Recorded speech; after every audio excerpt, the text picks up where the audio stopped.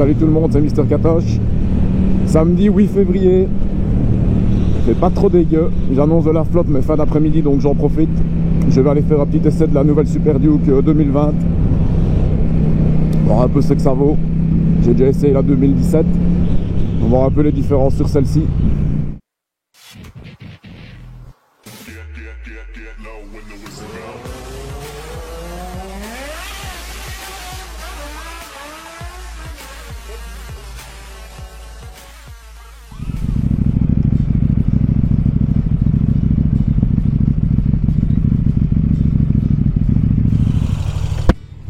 Bon ben voilà, c'est parti pour l'essai de la nouvelle Super Duke 2020. On va voir ce que ça donne.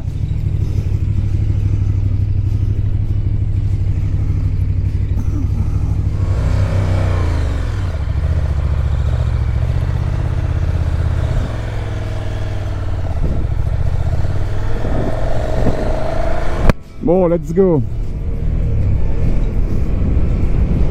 Bon ben on commence tout de suite, position de conduite. Ben plus en avant que sur la mienne, mais justement c'est pas désagréable, je trouve que c'est bien cool. Toujours vélo, ouais c'est top. Alors les jambes plus arquées que sur la mienne, plus reculées, mais j'adore cette position. Bon alors je vous casse le suspense tout de suite, la 890 est recommandée, je l'aurai au mois d'avril. Et normalement je devrais avoir la même position que sur celle-ci. Et franchement c'est pas plus mal. J'aime bien la position de la mienne, mais c'est une position un peu pépère je trouve. Ici on est un petit peu jeté sur l'avant sans que ça ne force sur les bras. C'est pas plus mal. J'adore vraiment cette position. Mais quel vélo quoi. Bon par contre le shifter il est installé mais il n'est pas activé parce que comme sur la 890R c'est une option, alors il va faire une mise à jour logicielle pour activer le shifter, donc là elle ne l'a pas encore, donc je m'en passerai. Ouah. Toujours aussi violent. Donc elle fait 180 chevaux, 140 Nm de couple. Celle que j'avais essayé la 2017 on faisait 177, me dirait 3 chevaux ça changerait du tout. Donc cette moto-ci est toujours Euro 4, mais apparemment pour passer à Euro 5 ce n'est qu'une question logicielle. Ils doivent juste reprogrammer l'électronique et elle est bonne pour Euro 5. Et malgré ça ils ont su regagner 3 chevaux. Elle est de nouveau comme le modèle 2014 repassé à 180 chevaux. Donc ça c'est cool. Et on sent qu'ils sont là.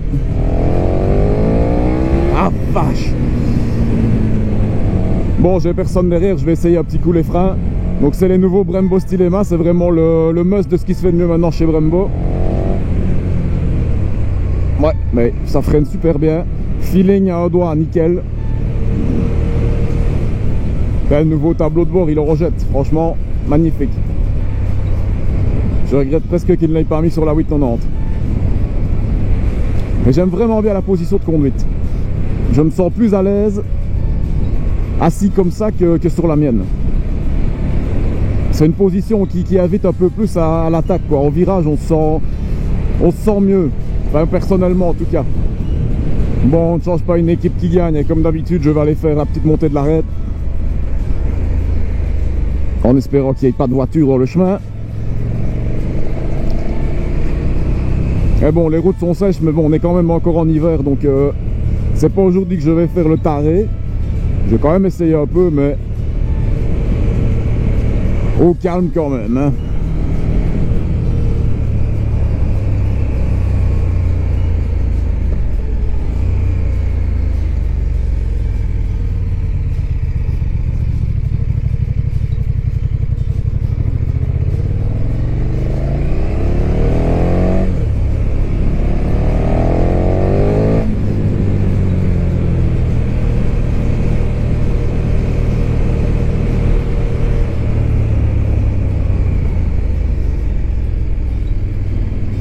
Elle se couche toute seule, c'est impressionnant.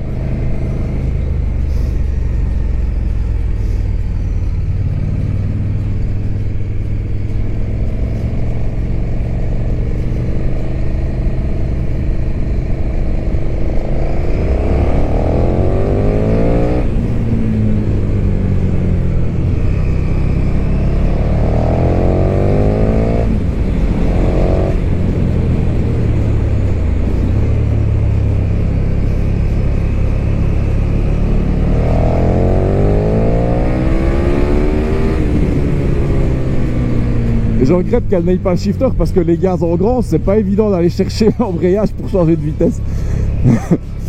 Tellement ça arrache quoi.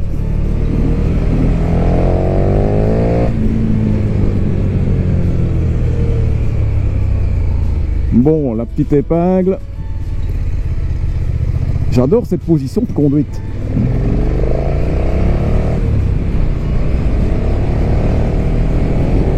Ouais, c'est toujours aussi sympa, franchement, exceptionnel.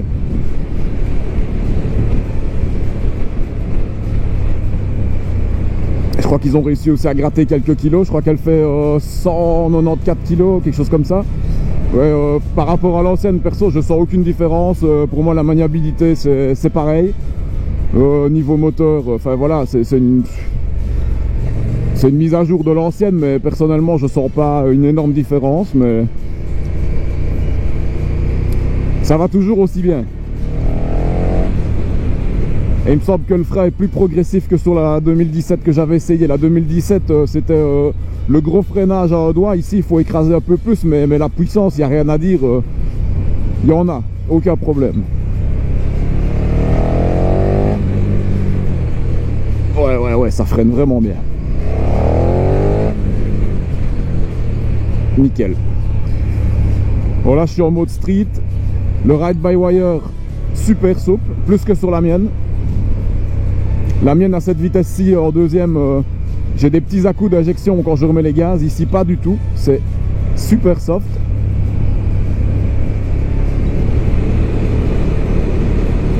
Mais elle se place vraiment toute seule en courbe. C'est super.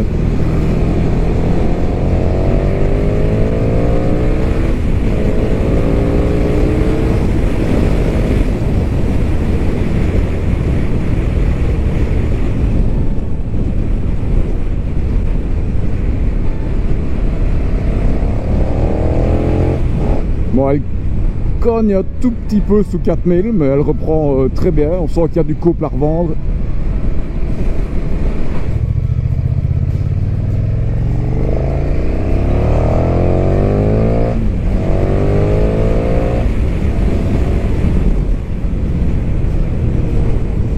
J'accélère à peine, je suis déjà à 120, c'est inexploitable ce truc.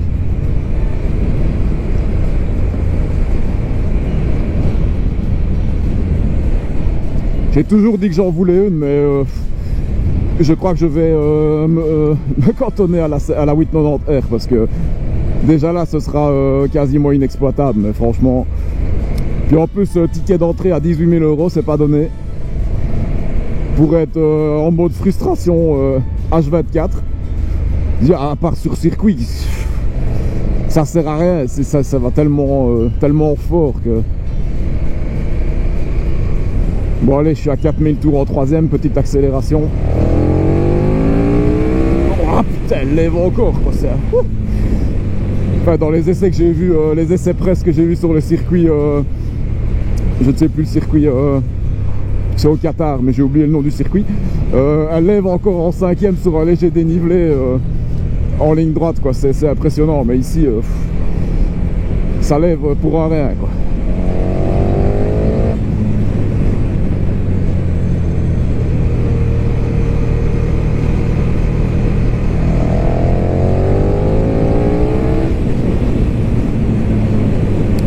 Vraiment une super bécane.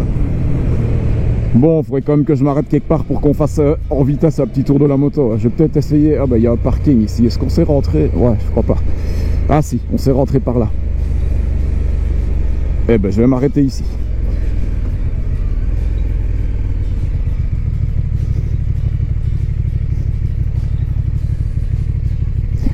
Je vais aller me mettre là.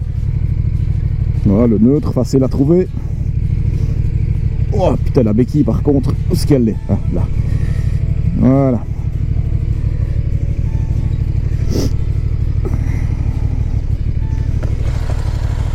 Allez. Cut. Bon ben voilà la bestiole. Hein. Moi je la trouve super. J'avais peur en voyant la version d'essai, je me dis mais qu'est-ce qu'ils ont foutu? En fait, le modèle final comme d'habitude, moi je la trouve magnifique. Bien agressive, le phare c'est le même que l'ancienne. La petite entrée d'air là derrière, derrière le phare pour la boîte à air. Je crois que le réservoir passe de 18 à 16 litres parce qu'ils ont agrandi la boîte à air. Non, super bécane, franchement. Bon, le pot d'origine, il est pas ouf, mais ça va. Mériterait de mettre le petit accra dessus. Freinage Brembo stylé main. Ça freine super bien, rien à redire. Bon feeling, belle progressivité du frein, c'est top. L'ABS pas du tout intrusif, j'ai freiné comme un goret tantôt pour essayer. Il déclenche pas trop tôt, nickel. Le monobrin, j'ai pas l'impression que ce soit le même, je pense que c'est un nouveau. C'est pas le même que l'ancienne. Les jantes non plus, c'est des jantes plus légères. Bon, je préférais les anciennes, mais elles sont pas dégueu, mais je préférais les anciennes. Maintenant, ils ont gagné un peu de poids là-dessus. Ligne d'échappement, pas mal du tout. Voilà, belle mise à jour. Franchement, je vais pas m'étaler sur le sujet, mais belle mise à jour. Chouette bécane. Ça va toujours aussi bien. C'est top. Bon alors, on va regarder un peu le tableau de bord. Donc moi, je le trouve magnifique. J'ai l'impression qu'il est plus lumineux que l'ancien, meilleure définition. Un peu plus grand, il est top. Donc pour rentrer dans les menus, ici c'est un système droite-gauche. Donc on appuie à droite, on accède au menu. Donc voyage donné, trip 1, trip 2, info générale, pression des pneus. Ah, il y a un capteur de pression, ça c'est cool. 2 barres 7 à l'avant, 2 8 à l'arrière. Info générale, bon j'imagine la date, ouais, le kilométrage, la batterie, température de l'huile. Pression des pneus, on l'a déjà fait. Entretien dans 956 km. Ah ouais, à la limite, il n'y a pas grand monde qui l'a essayé avant moi. Elle a 44 km la moto. Ouais, pas trop faire le con avec. Alors ici, bon ça c'est tous les réglages. Ah ouais, ça à mon avis c'est les trucs qui sont verrouillés, qui attendent une mise à jour, non? Ah non. Mode de conduite, bon comme sur l'ancienne, sauf qu'il y a le mode performance ici en plus. Je sais pas trop ce qui différencie le mode sport du mode performance par rapport au mode track. Bon, moi je la laisse en street, je suis pas un pilote, je préfère avoir toutes les assistances, ne pas me faire surprendre avec une moto que je ne connais pas bien. Alors ici, ouais, le shifter, l'ABS, super moto pour déconnecter à la roue arrière, bon je le laisse comme ça. Quick shifter, il est on mais il n'est pas activé donc il fonctionne pas. MTC, MSR on, ça je laisse. Option Bluetooth, système d'affichage automatique, ouais, avec un capteur de luminosité pour passer de mode jour à mode nuit automatiquement en fonction de la luminosité extérieure. Feu diurne activé, heure et date, ouais c'est menu assez classique, mais il y a tout.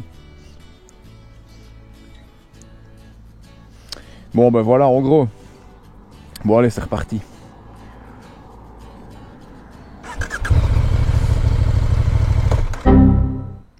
Pourquoi est-ce que tu cales? J'avais rebrayé. Bon ben on recommence. Non elle voudra pas si je suis pas. Ah mais imbécile, j'ai laissé le pied. Bien vu Mister Katoche. Allez c'est parti. Bon ben c'est reparti, allez go. Mais chouette petite bécane, bon ça fait moins l'effet waouh que la première fois que je suis monté dessus forcément, hein, ce que je vous dis, niveau moteur, pour moi c'est du pareil au même. Hein. Elle a beau avoir regagné 3 chevaux sur 180, ça fait absolument aucune différence, c'est toujours aussi coupleux, enfin voilà, c'est génial quoi. Maintenant inexploitable sur route, mais génial. Vraiment une chouette mise à jour. Bon, on va se faire quelques petits virages. C'est super mania.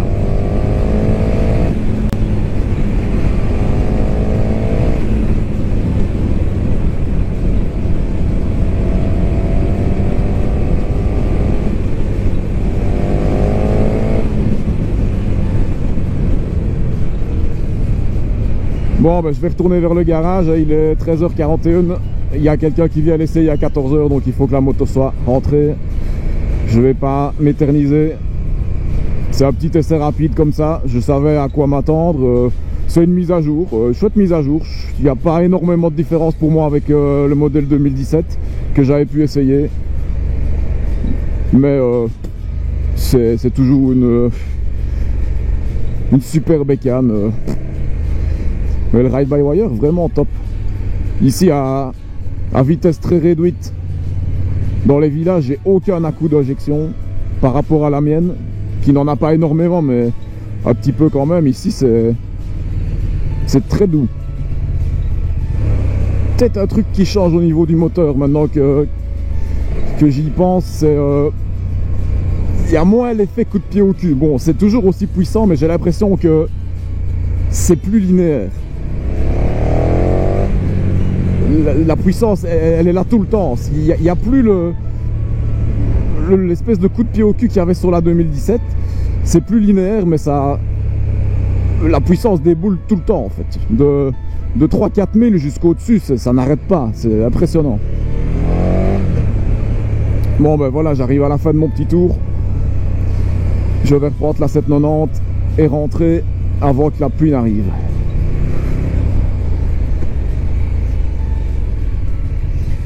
Voilà. Et ben chouette bécane.